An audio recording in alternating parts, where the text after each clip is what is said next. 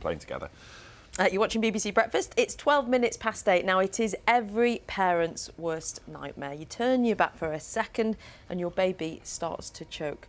Would you know what to do? Yeah, it is an issue that's got a lot of people talking this week after one mum shared her story on Facebook.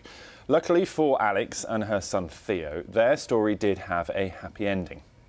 Well, here's Theo, pictured with his dad, Jamie, and Theo was rushed to hospital after choking on some bread and melon, but he was actually discharged that same night.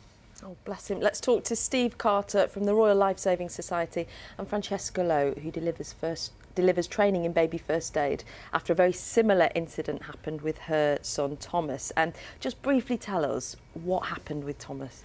Thomas was in his car seat. We were going shopping. I was in the back of the car. My mum was driving, my daughter to my side.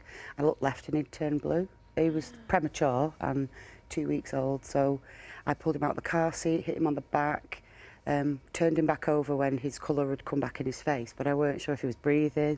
I didn't know first aid. I was a good 15 minutes away from hospital and we went in the fire station near where we lived and drove around the back, passing through a window to a fireman. So they took him into the fire engine and gave him oxygen. I came out, followed in. It was a really quick thing that happened. It was very, very quick. Very fortunate that you were near the fire station, really and also, but very quick thinking.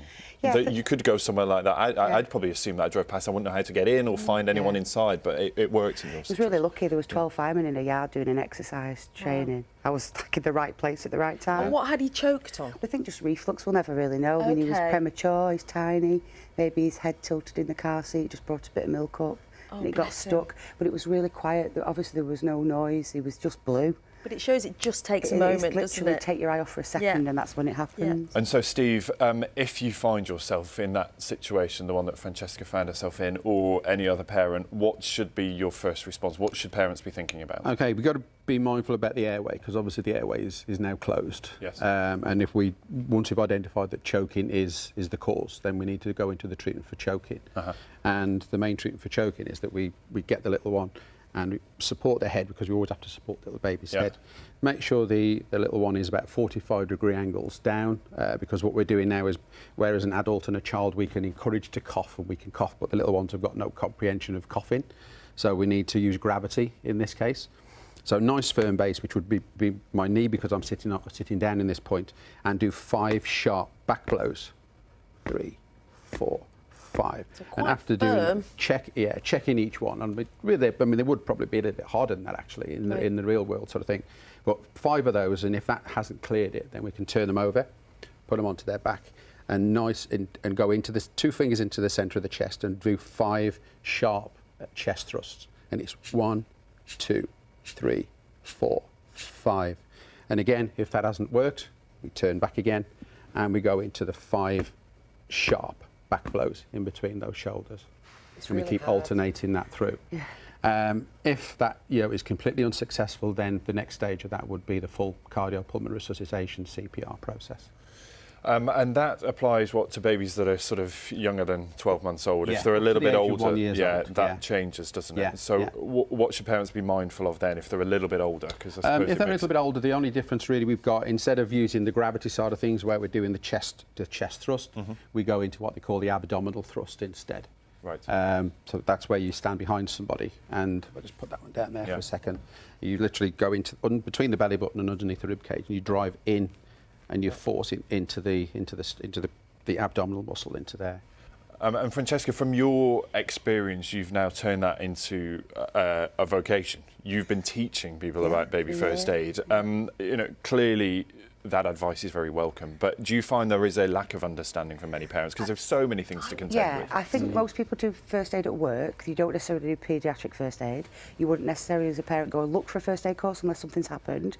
I think there needs to be a national need for this. I think it's not just my borough. I mean, we're really lucky that my borough have taken this on board, and we're teaching it across 5 Startwell centres, that I've taught 200 people, that it's every week in our borough where I live.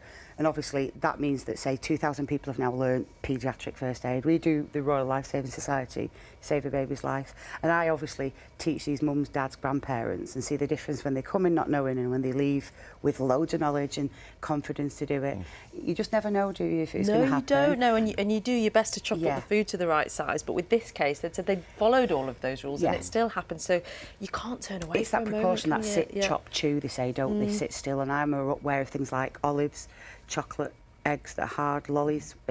Children putting everything in the mouth anyway. Yeah, they do. And they can choke from literally a baby all the way through to being 5, maybe 6, even, you know. It's definitely precaution. So if you know this skill, you've got it forever. For me, doing it free, for it to be a free option, and it only a 2-hour workshop, it means it's accessible for everybody. And Steve, just a really quick word. If you can't get to sort of a class that Francesca is running, where else can people get this advice? The advice, obviously, RLSS website, the Royal Lifesaving Society website. The bonus with it is that you can get a group of people together, and it doesn't have to be delivered in any classroom. Right. If you've got a group of family members, you can get a group of families together. We can deliver this in your own home, even, you know, in your dining room, in your lounge, as long as that obviously room is big enough, and we bring the equipment to them. Just good to have that confidence, isn't it? Thank you Definitely. both. Yeah. Quickly, It's all about Francesca, is confidence, Thomas all right now? 4 It's and fine. thriving. He was fine straight away. He's 4 now, start school, so hopefully that next journey of adventure. Oh, He's still lovely. testing me. Whole load of other Never challenges end. come with that, But don't that's they? it with children. I think, like you were saying, as a parent, what to do and the fear hits you. But as a mum or a dad, you kind of wing things a bit, don't you, really? Just a bit. Yeah. So, in a sense, knowing this skill and it being free means you can keep coming. I mean, I wonder why we do baby massage sensory classes, but nobody's teaching us the basic first aid skills when you're pregnant or once you've got your baby, when they're weaning. Absolutely, that's the time to learn it, isn't Yeah. it? Thank you both so much. Thanks I've so learned much. a lot. Thank you. Thank you. Thanks, Steve. Thanks, Francesca.